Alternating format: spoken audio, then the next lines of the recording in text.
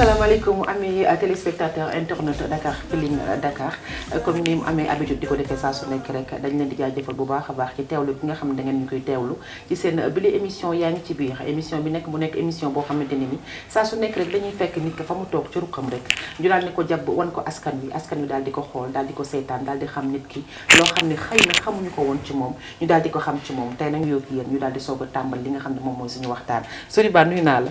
maa ngi lay fay Sista Abi. ci loo nekk ñu ngi sant yàlla maa ngi nuyu ñëpp di baalu ñëpp ak baal ñëpp ak di ñaanal waa Sénégal yëpp di nuyu fan Soriba yëpp di ñaanal ñi ñu jiitu rawatina suma yaay yàlla na leen yàlla yërëm ñi nga xam ne ñu ngi ci prison yi yàlla na leen yàlla génnee ñu bañ fa tellu ñu tëdd ci hôpital yi maa ngi leen di ñaanal yàlla yëkkati leen wis leen ndox bu sedd bu baax yàlla wis ndox bu sedd ci diggante yëpp di ñaanal suma nawle artistes yëpp jàmm di rafetlu invitation bu baax a baax di nuyu nag sama xarit Bamba bu baax a baax Bamba jëbu Feeling Dakar waaw Bamba moom depuis Paris sama waay la ndeysaan Soriba ma gis ne dangaa waane ci sa génération dañuy dalal ku nekk nag waaye sa xeetu nuyoo yëg nga ne xale yu ko fii nuyoo bariwul lu tax nga waane waane wu ma de Soriba am na loo xam ne waane rek lañ ko mën a tuddee lu tax nga waane Soriba waane wu ma de kon lan la culture buñ def ci yow la éducation buñ def ci yow la wala lan la waaw loo gis rek mooy liñ la jàngal rek loolu ngay wane dëgg yàlla donc buñ nuyoo dañuy nuyoo ñi nga xam ni tamit ñaanal ñëpp nuyu ñëpp gërëm ñëpp parce que loolu la ñu xam wax dëgg yàlla waaw nuyoo daal nuyoo ñu gis ne Soriba artiste la ci biir artistes yi waaye dafa mel ni dafa am tuuti différent par rapport ak ñi nga xamante ñoom ñoo fi nekk lan nga gis ni moom mooy kale wu musique actuellement nii pour man xam nga parfois di nga gis yenn problème yoo xam ni nga baal mi pour man tuuti naa sax di ko régler wala di ko wax wala di ci indi ay leeral donc li ma xam mooy ndaw laa ci musique bi laa nekk du mu nit kuy décourager xam nga su ma nekkee suma reko li may def rek mooy tout le temps jéem a xool lan moo tax demul wala lan moo tax nangam ma jéem a liggéey pour ñu ngi ci daal pour affaire yi delluwaat fa mu newoon wala romb ko. kon yëg nga ni affaire bi fa mu newoon newatu fa. non newatu fa. lan moo tax newatu fa parce que da nga ni y'a problème bi au juste c'est quoi problème bi lan la. problème bi askan bi la pour man askan bi la parce que gars yi dañ koy jiñ artistes yi mais man pour man ñoo leen ci poussé quoi xam nga da ngay gis nga toog ak doo toog ak 10 personnes yoo xam ni xam nañu musique te newuñ la nit ñi woyetuñu wala musique bi dafa yàqu wala musique bi léegi foo la tu vois donc dëkk bi dafa dem ba nekk dëkku stress boo xam ni am na lu bëri déglootuñ ko surtout jeunes yi déglootuñu ku wax dëgg bi déglootuñu lu bëri donc liy dindi seen stress rek la ñuy kii donc nga gis ay artistes yu bëri yoo xam ni tey dañuy way kaamil gars yi duñ leen déglu duñ ci am dara donc alors que bu ñu defee benn affaire bu ndaw foo rek mu dindi stressu gars yi nga gis ñu ne diw xew na tu vois mu commencé ci di tukki di ci am ay weccitam tu vois après ci yoon boobu rek lay jàpp. yow mi ko mën nga toog doo nourrir ci li nga xam ne moom nga mën. loolu la da ngay tu seras obligé de faire comme les gens comme ñeneen yi pour mën ci dund. waaw. kon maanaam fautif bi yow jàppoon ne peut-être ce sont les artistes mais par contre population bi nga xamante ñoom ñooy consommateurs yi ñoom ñoo indi problème bi. parce que ñoom ñoo déglootul ko mën. ñoom ñoo déglootul ko mën ba pare tamit sunu gouvernement bi am na ci part de responsabilité boo seetloo bu baax tey Nigéria devancé nañu Afrique bi yëpp ci musique. période bi nga xam ni Côte d'Ivoire dafa am guerre ñu jël seen couplet décalé bi àbb ko xam nga indi ci ay changé indi afrobeat tu vois créer seen affaire bopp ministre de la culture bi def benn budget ni xool artistes yi nga xam ne am nañu talent yi nga xam ne am nañ album mu ne képp ko jaay nangam ci exemplaire way li nga xam ni tey mun na jaay dina la jël fay ay featuring ñu def ko ak américains yi pour wane seen culture pour ñëw mën a tey mu nekk ay benn budget boo xam ni c'est des milliards xam nga mu jàppale ci jeunes yi nga xam ne ñu ngi foofu ba tey seen musique am ouverture bu baax ba nga xam ni muy États-Unis partout dans le monde buñ naan Afrique ñoom dañ naan Nigéria ñu nekk ci kanam te yaakaar naa ni seen culture li muy dugal musique li muy dugal foofu noonu ci richesse jamono ji ñëpp xam nañ ko.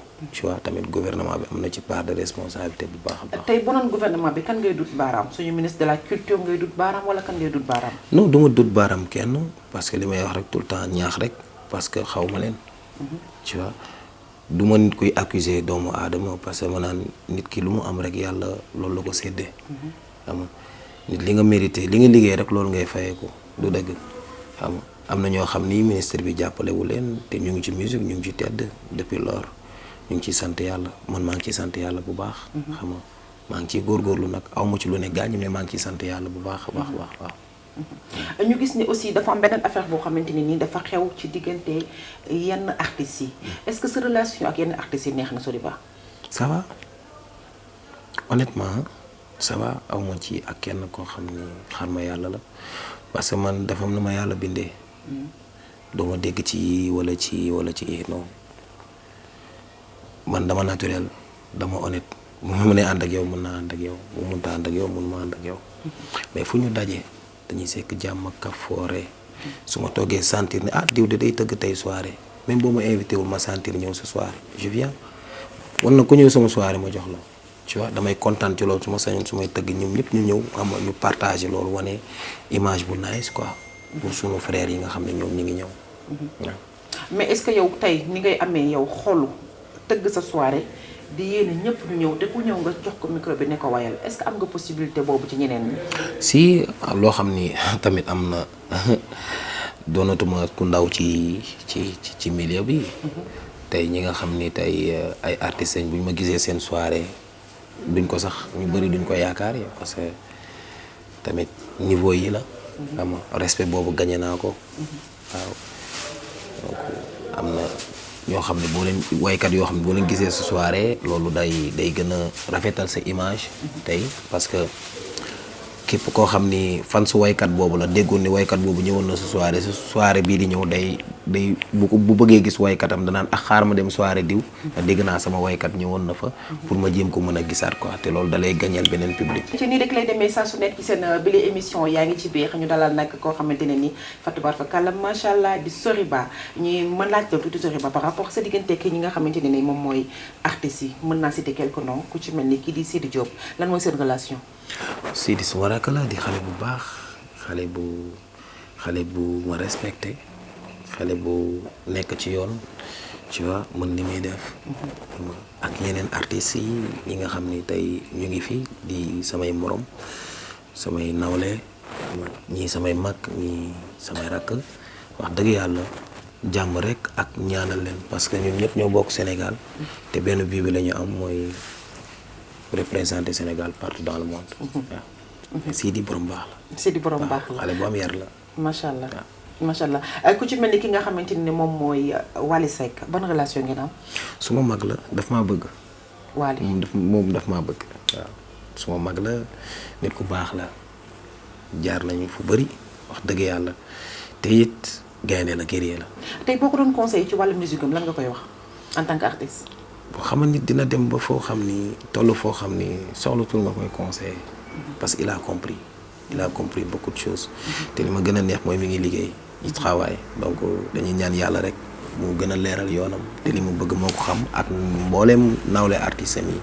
muy man muy keneen ak keneen li mu bëgg yëpp yàlla yu si ndox bu sedd. amiin Pape Diouf lay sa relation ak moom. Pape suma mag la. Wally sa xarit la Pape sa mag la. waaw Wally dégguma la Wally suma mag la Pape suma mag la Wally suma mag la Pape suma mag la.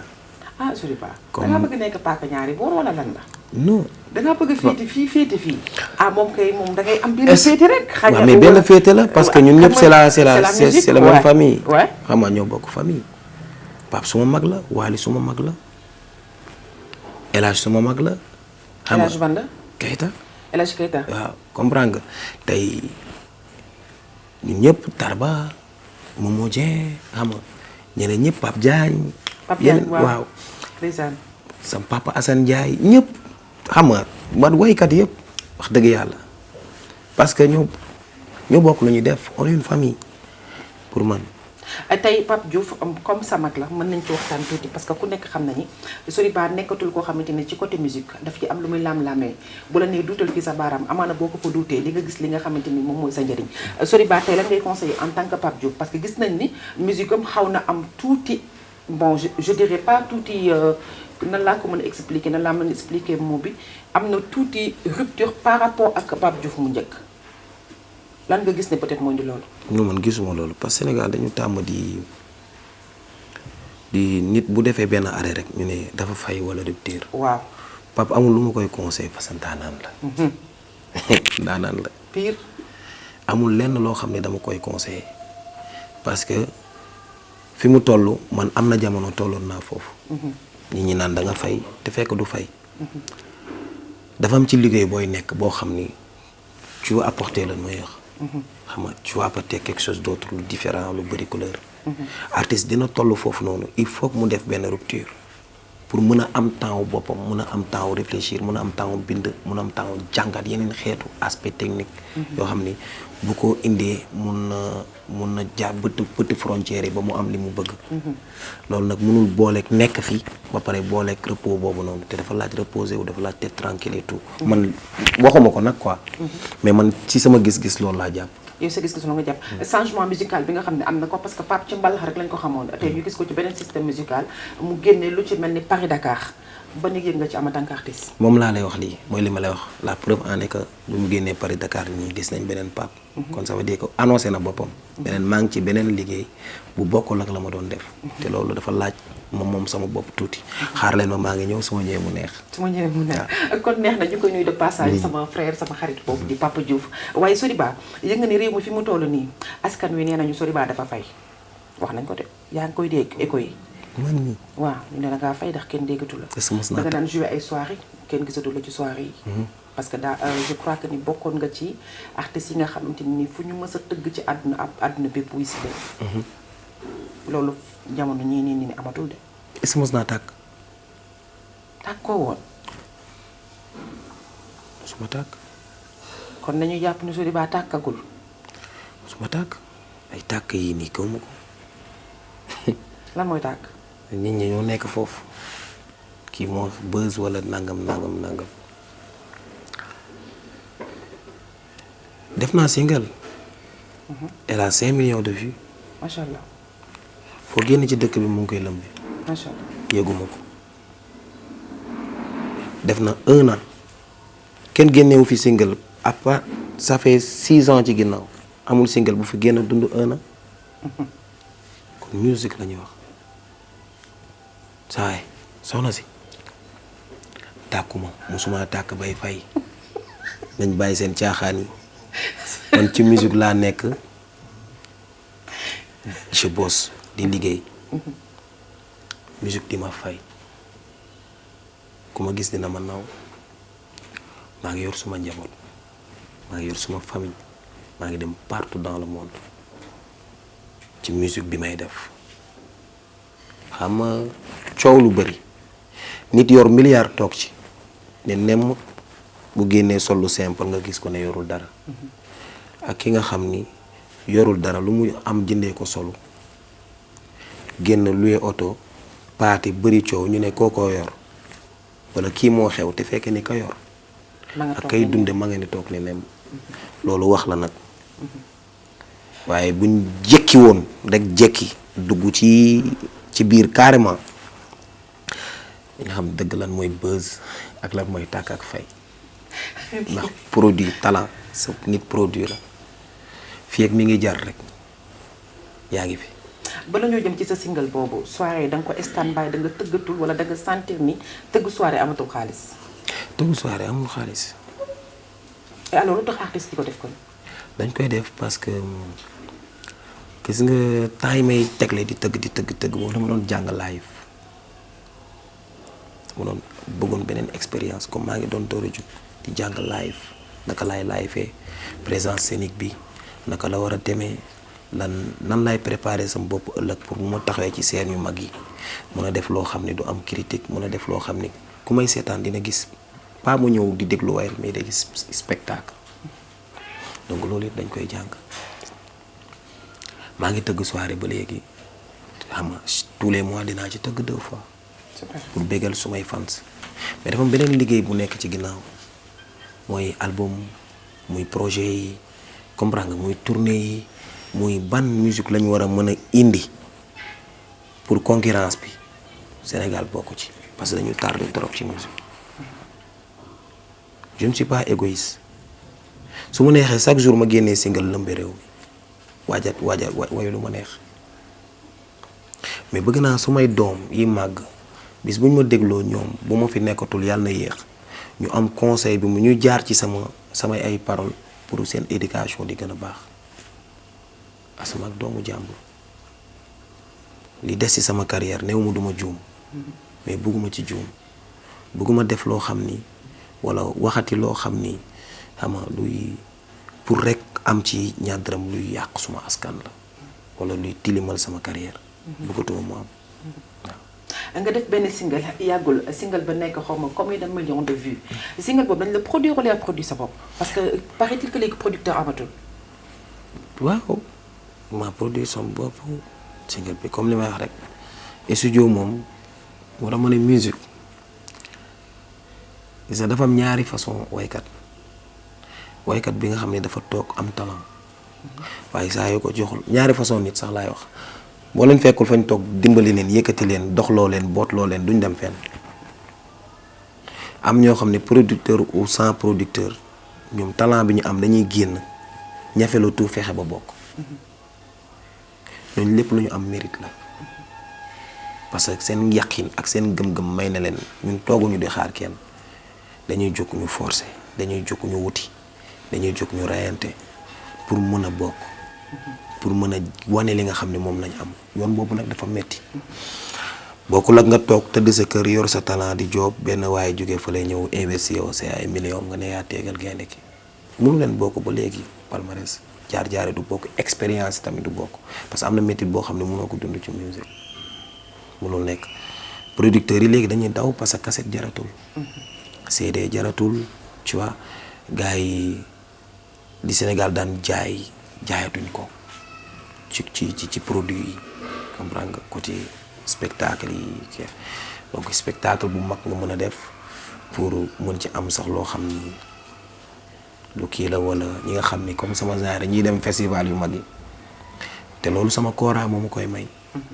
tubaab bi soxla sama kora ñu def contrat dem partout dans le monde tourner ci festival yi tu vois yooyu ay world music la ñu ne world music tey boo génnee ay 70% waykat ci Sénégal xamuñ lan mooy jees ci musique tu vois donc comprendre lu bari moo tax ñun dañuy xam li ñu xam ñu toog suñu ruuk te xam ni cappaandaw bi am na boo xam ne bu ñu fa yeggee ñi représenté Sénégal dinañ néew. waaw parce que li may conseillé sama morom yi mooy dañu gën a tëju ñu liggéey. na xale yi ñu jàng musique bu baax. surtout waaw ci waaw muy musique ak lépp lu ñu war a def. rek lépp loo nekk rek gëstu ko.